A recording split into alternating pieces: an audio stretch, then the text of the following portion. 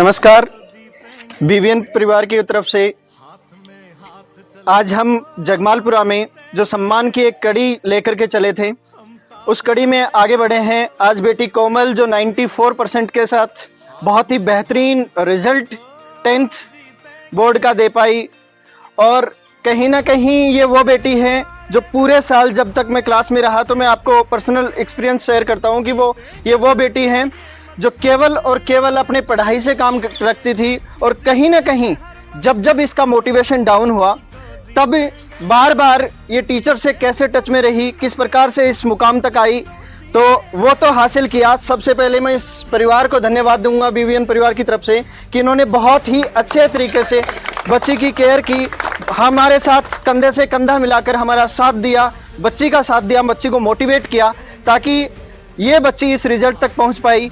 तो इस रिजल्ट तक पहुंचने की इसकी जो कड़ी, इसकी मेहनत जो है, उसमें किस तरीके से इसका प्रोसेस रहा वो जानेंगे बेटी कोमल की जुबानी कि क्या किस तरीके से इन्होंने ये जो सफलता हासिल की है, इसमें इसका खुद का क्या रोल रहा, इनके टीचर्स का, गार्जियंस का और स्कूल का क्या रोल रहा। कोमल की जुबानी जानेंगे। आपके परसेंटेज कितने हैं बेटा? 94। आपका पढ़ने का जो मोड था, पढ़ने का तरीका जो था, वो किस तरीके से था? कोई फिक्स टाइम टेबल नहीं था। हाँ, मतलब पर्टिकुलर सब्जेक्ट को ये कि 8 से 9 ये सब्जेक्ट पढ़ना है, ये वाला टाइम टेबल नहीं था।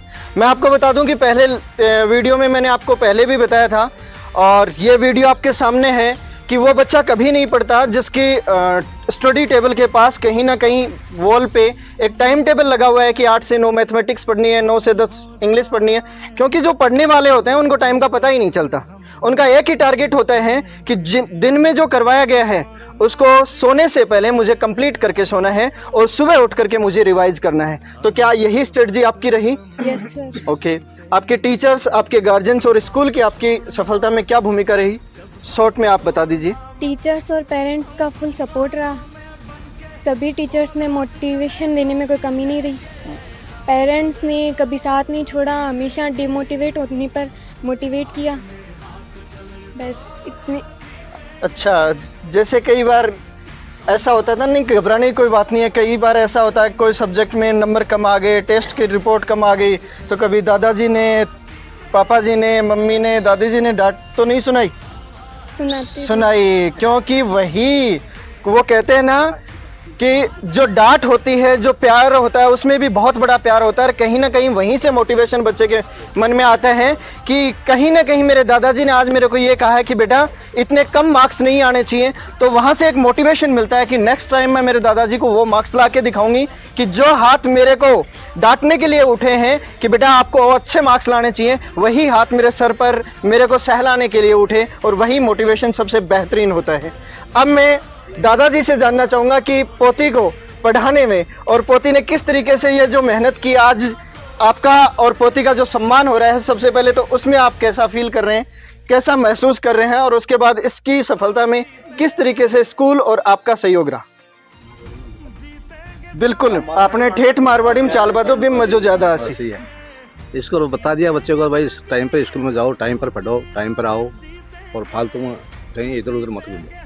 हाँ बिल्कुल, लगन से काम करो, सभ्यता। बिल्कुल, दादाजी ने सही बात कही। अक्सर कहा जाता है कि बिना पते की चिट्ठी भी पते पे नहीं पहुंचती, और अगर इन्होंने पता बता दिया कि हाँ डायरेक्शन ये है, लक्ष्य ये है, तो वो निश्चित ही उस पते तक पहुंची। अब दादी जी से जानना चाहूँगा कि आपने किस तरीके से खाने में क्या राबड़ी छाछ ढंगू दिया करता है कोमल ने? सब कुछ बनाए। हाँ, अच्छा, राबड़ी छार, दूध, दही, बाजरे की रोटी ढंगू दीजना पढ़ाई चौखी हुई। अच्छा, तो आप पिताजी से भी जानना चाहूँगा।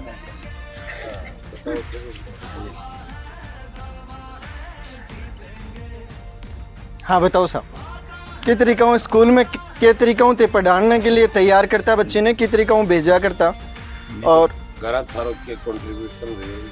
मैं तो देखो गुरुजी है ना, बीवीएन का जो स्टाफ होने जहाँ राजकुमार जी ही, वीरेंद्र है, आके हिसाब से मैं तो बड़े भेजी, अरे बा के हिसाब से ऐ आने कह रहा था, कोई कहता ना भाई हाँ ध्यान दे जो गुरुजी, नहीं तो मतलब आने कह दियो कि भाई ध्यान दीजियो, कहीं ना और कहीं मैं तो ये कहना चाहो हो कि बीवीएन का स्टाफ ने मैं तो इंडिकेट कर दियो कि भाई बेटी तारे नाम कर दिए मैं तो मान तो रिजल्ट बेहतरीन देकर और कहीं ना कहीं बीवीएन भी बात पर खरी भी उतरी है।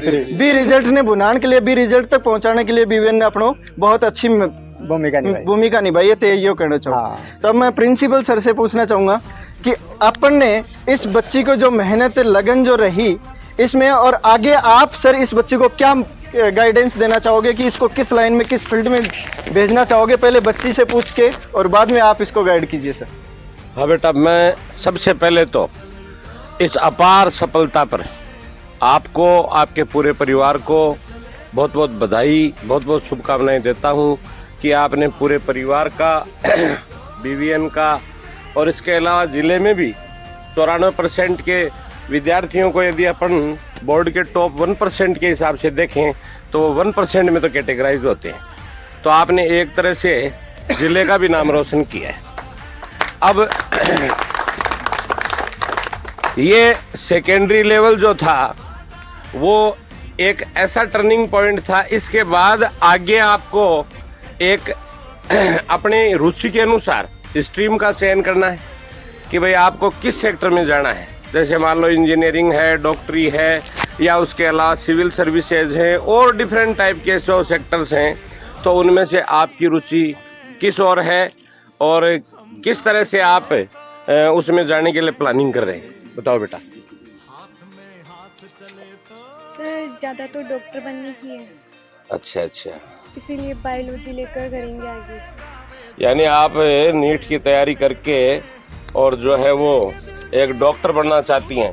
तो इसने अपना एक क्लियर कट गोल बना रखा है। सेकेंडरी लेवल पर विद्यार्थी का यदि एक स्पष्ट आगे का लक्ष्य हो कि भाई मुझे आगे जीवन में ये बनना है और उसके अनुरूप यदि वो प्लानिंग करके चले, अपनी योजना बनाए, तो वो निश्चित रूप से सफलता प्राप्त करता है। तो इसके लिए मैं बहुत ही जो है वो धन्यवाद देता हूं कि इसने अपना एक सुनिश्चित टारगेट बनाया है और बिल्कुल अच्छी मेहनत करेगी तो सफलता से इसको कोई रोक नहीं सकता। ये बात तो सर देखो अपने को देखने को मिली जितने भी बच्चों के पास अपन गए हैं, हाँ।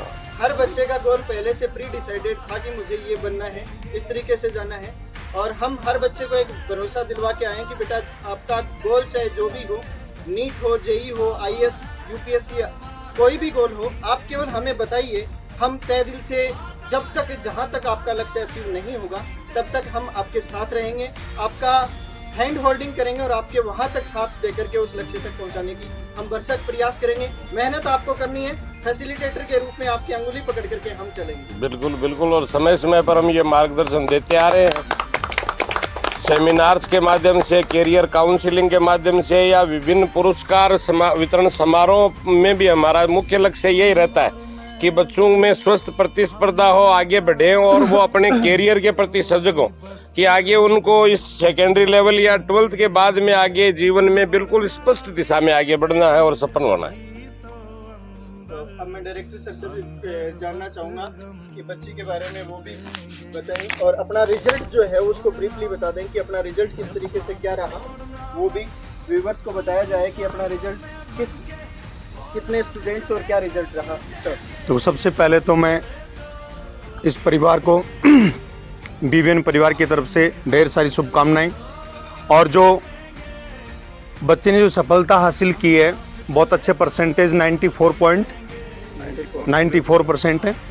तो इसकी जो रिजल्ट का है, मेरा जहाँ तक मेरा मानना है कि सबसे पहले मैं रोज़ कहता हूं कि जब बच्चे का रिजल्ट के लिए सबसे पहले एक अनुशासन और संस्कार की रिक्वायरमेंट होती है, वो इस बच्चे के अंदर मुझे बहुत अच्छे तरीके से देखने को मिली। कभी स्कूल के अंदर इस तरीके से कोई और कॉन्फिडेंस की बात करना, किसी और तरीके की बात करना कि इस बच्चे के अंदर कभी हमने नहीं देखी। वो कहीं ना कहीं इस परिवार के बहुत अच्छे संस्कार हैं, और ये जो 94% है उसमें 50% जो भूमिका होती है वो परिवार प्लस वो संस्कार की होती है। तो मैं तो इस वीडियो के माध्यम से यही कहना चाहूँगा व्यूअर्स को कि सबसे पहले अपने बच्चों को एक अच्छे संस्कार और एक अच्छी व्यवस्था बच्चों को दे, अच्छा एक मोटिवेशन दे, ताकि बच्चा अपने लक्ष्य तक पहुँच पाएँ। और जिस तरीके से इस बच्चे के परिवार के संस्कार और हमारे बीवीएन टीम की मेहनत एक साथ मिलकर जो रिजल्ट्स लेके आई है, वो जैसे 10th क्लास के बच्चों को हम सम्मानित करते आ रहे हैं। और उसी कड़ी में आज इस परिवार में कोमल का हमने सम्मान किया है, जहां पर 104 बच्चे हमारे टोटल थे 10th क्लास के अंदर, और 104 बच्चों में से 20 बच्चे 90% से ऊपर हैं, यानी हर पांचवा बच्चा हमारा 90% से ऊपर है। जिसमें टॉप जो स्टूडेंट्स है, सबसे टॉप जो हमारी बच्ची रही है रवीना रही है, जिसके 97.33 अंक प्राप्त किए जिस बच्ची ने। और सेकंड जो टॉपर है वो 97.33% रही है, उस सुहानी नेरा, जिसने 97.17% अंक प्राप्त किए हैं।